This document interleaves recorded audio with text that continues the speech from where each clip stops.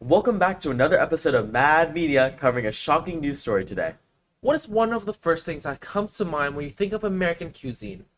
Maybe you thought of hot dogs and ice cream, but you likely thought of a true highlight of American food known all over the world, the burger. The iconic burger has made its mark on the world and has been a staple within local communities here in California and all over the nation, credit in part due to major fast food chains like McDonald's. But what if this American classic was hiding something sinister within? Something that could even kill you? A recent and deadly E. coli outbreak has been linked to the world-renowned McDonald's Quarter Pounders burger. But how did this all happen?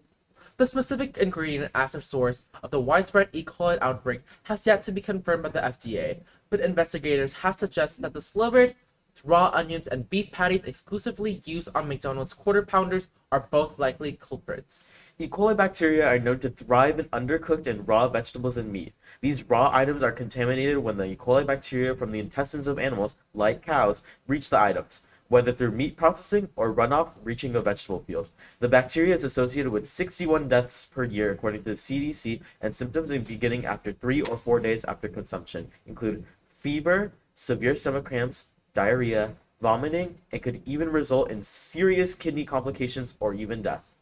Let's talk to a first responder to see how the FDA first responded to investigate this situation.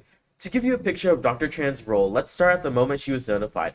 As soon as cases were pointed to possible E. coli contamination at the local McDonald's, Dr. Tran was among the first to respond. Dr. Tran led a team within the FDA responsible for overseeing foodborne illness outbreaks.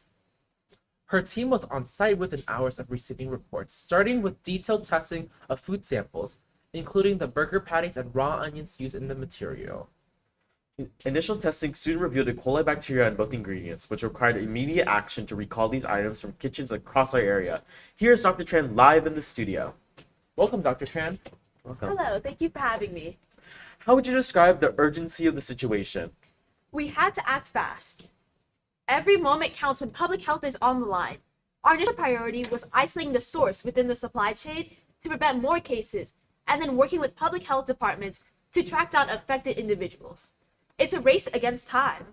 Were there any particular organizations or people or even groups that you worked with on this case, Dr. Tran? I worked closely with local hospitals to identify symptoms in those affected, helping healthcare providers quickly recognize new cases that might not have been confirmed yet, as well as tracing through the supply chain of these ingredients, particularly onion distributors like Taylor Farms, which have been involved in previous E. coli and salmonella outbreaks in other fast food chains. This requires a thorough investigation in the channels of distribution, so we'll update you as we get further into this investigation. Perhaps we could get a closer look on how this outbreak has affected our local communities and the country. Thank you, Dr. Tran. The U.S. Center of Disease and Control and Preventions report that at least 49 people, including 2 here in Anaheim, California, were reported sick across 10 states. 1 person died and 10 were hospitalized due to E. coli outbreak. McDonald's has temporarily stopped serving the beloved Quarter Pounder in 1/5 of stores across the nation following the CDC's data. And many consumers have become wary of the fast food chains like McDonald's and many other beloved chains, including Taco Bell, Pizza Hut, have temporarily refreshed and removed fresh onions from their menu. We also had a chance to speak to a local resident, Miley, who had, let's say, a memorable experience with her burger at the local McDonald's before the E. coli warning came out. Miley is a lifelong fan of a Quarter Pounder, but this last trip is one she won't forget soon. Let's see what she has to say. Welcome, Miley. Welcome. Hello. Miley, thank you for being here. I understand you had quite the experience. Well, yes. Every day I always look forward to getting my 3 Quarter Pounders in each day. But little did I know, the burger that day made me sick and made me spend an extra hour in the bathroom. And once I found out about those E. coli reports, I was like, oh no, we're not getting E. coli. Don't even think about it, girl.